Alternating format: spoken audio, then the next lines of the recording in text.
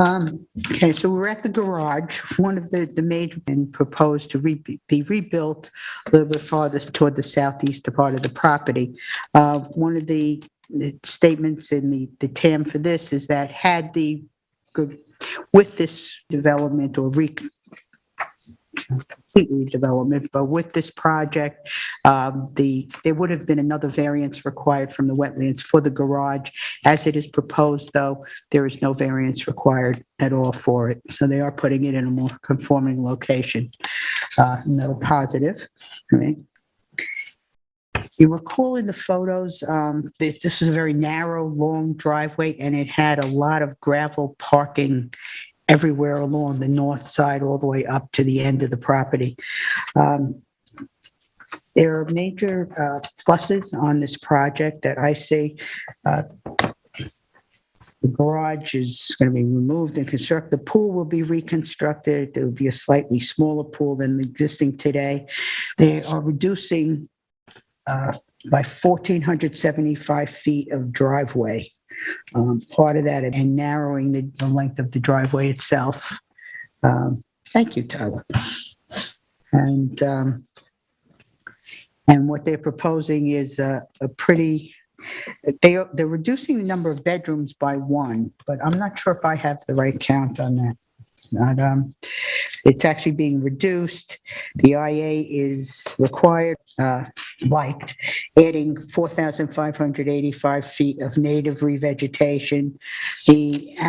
Susanna Herman did state that that there are invasives on the property. We know that, and that they will be removing all the invasives.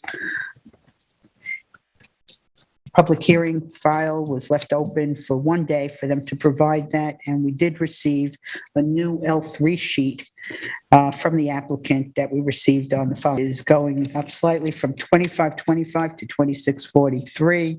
They're reducing the driveway and the parking area. The existing lot coverage is actually being reduced from 12,119 feet down to 10,649 feet. But ultimately, I think this has a tremendous net benefit for the natural resources special permit. I think the revegetation and the lessening of the width of the driveway is all a plus. They're going to be revegetating, which will help the drop off. There is a drop off toward in the direction of the wetlands to the north. So I think all that remained. And the drainage plans, they did submit that and showed the dry wells. I think it's very well thought out and encompasses good drainage and minimizing run. And Pam, there were a lot of things that were mentioned. I believe I mentioned most of them.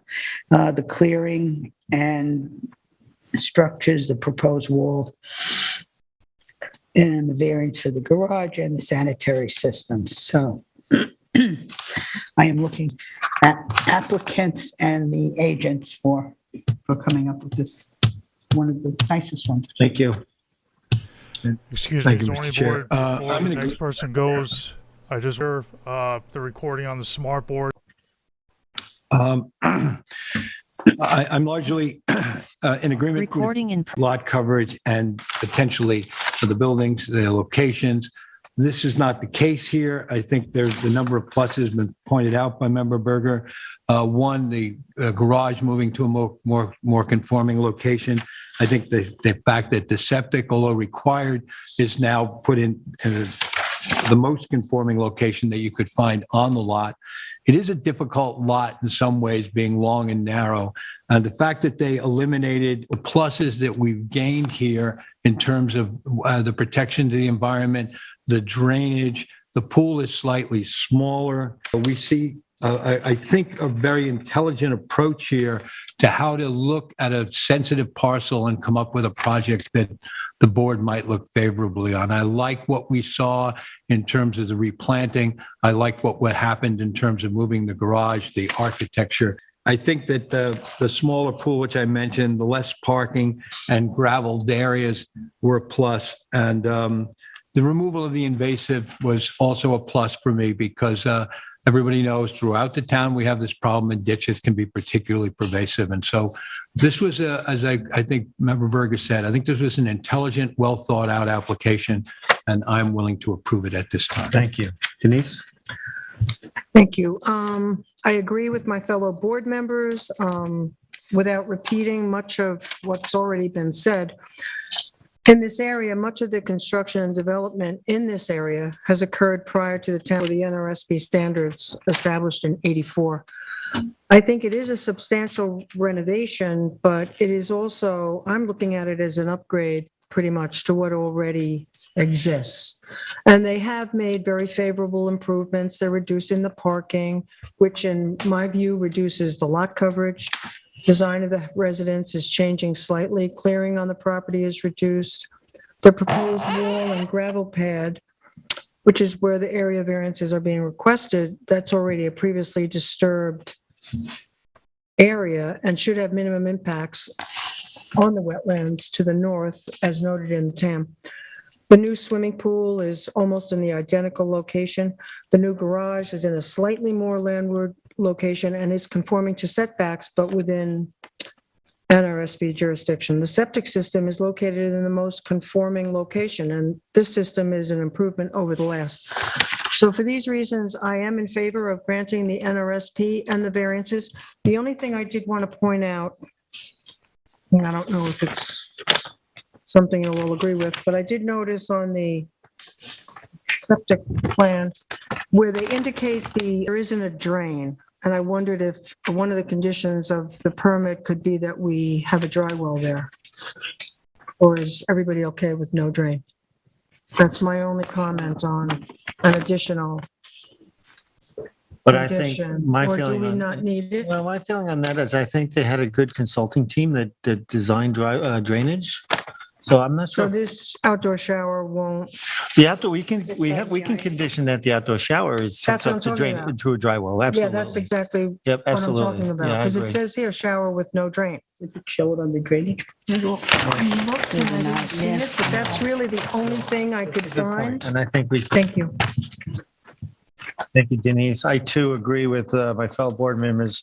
My only comment is that it is refreshing to get an application like this where the full scope of work is detailed in front of us so that we can get to see it. Oftentimes we think that it's not being presented to us in full.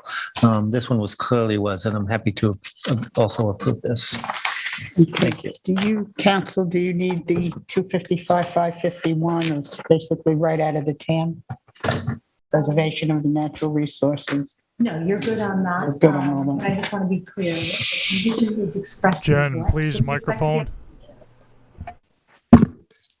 Be on radio. Why is he here? Your voice. Next, both hearing decision is Amagansett Presbyterian Society at 17 Meeting House Lane in Amagansett, Suffolk Tax Map number 300-171-0.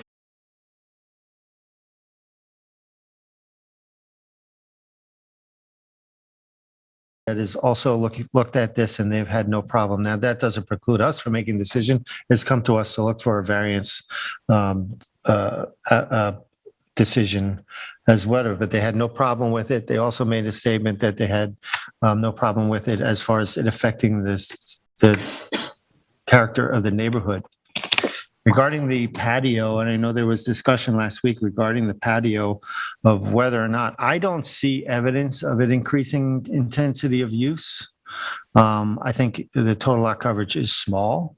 I don't know if wedding reception on a piece of property on a residential zone, that would mean, I mean, we do allow for wedding receptions on residences' backyards. There is due process for that, and I think we should not interfere with that due process.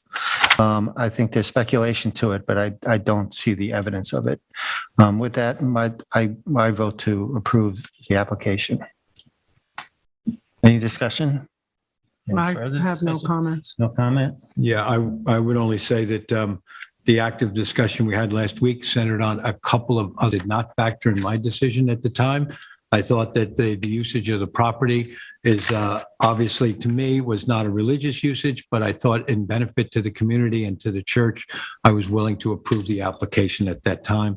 I also felt along the lines with the chair that we do have mechanisms to get out of hand or have noise restrictions and this sort of thing. This is no different than in a lot of cases where, as you pointed out, that wedding reception could be held on private property. Complaints were had a verbal discussion at a work session on CAPKey, and it was headed in the direction of a denial, but based on some of the comments made from the board, the applicant's agent, the attorney rather, had reached out and asked to reopen the record. The board was then presented with that option, and in a unanimous decision, the board's concerns with respect to the scope of the project. Those materials were received as promised by the applicant. Those materials have been distributed to the board, and the question right now, or they could put it on our next work session agenda. I think we should go individually on this. Terry, what's your feeling? Well, there were some improvements. I think it was a pretty nice plan to begin with. I'm a little disappointed in some of the changes that they're recommending. I would suggest a hearing. I think there was a lot of public participation, both for and against it. So I think that should be reheard. Denise? I agree. I think we Okay, have to that's have a public unanimous. hearing. Okay, so we'll get that down for another public hearing, and Laura and I will notify the applicant's attorney. Thank you.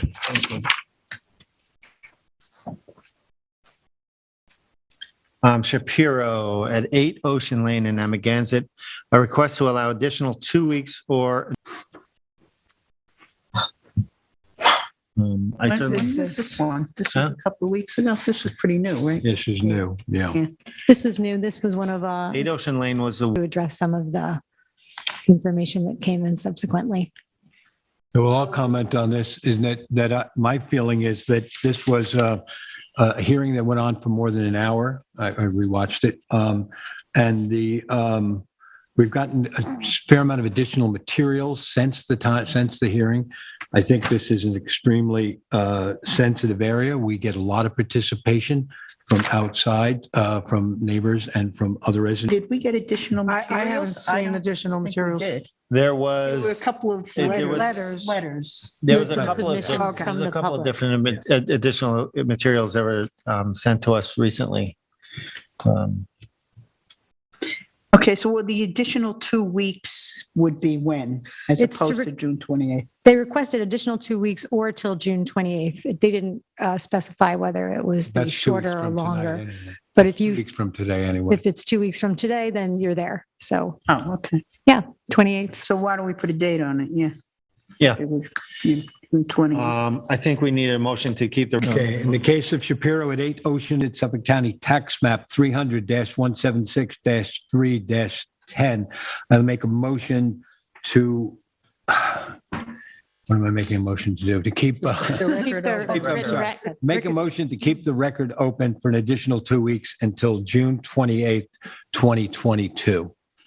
I'll second that. I concur. I concur as well. Thank you.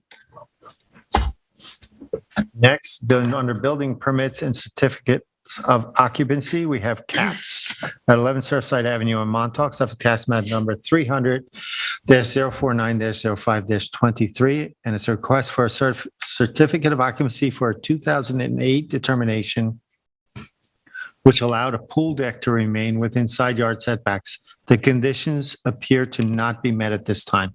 And I think Eleni is presenting this to us. Yes, so the reason that this one is before the board is that to be met prior to the issuance of a certificate of occupancy. There were a few conditions.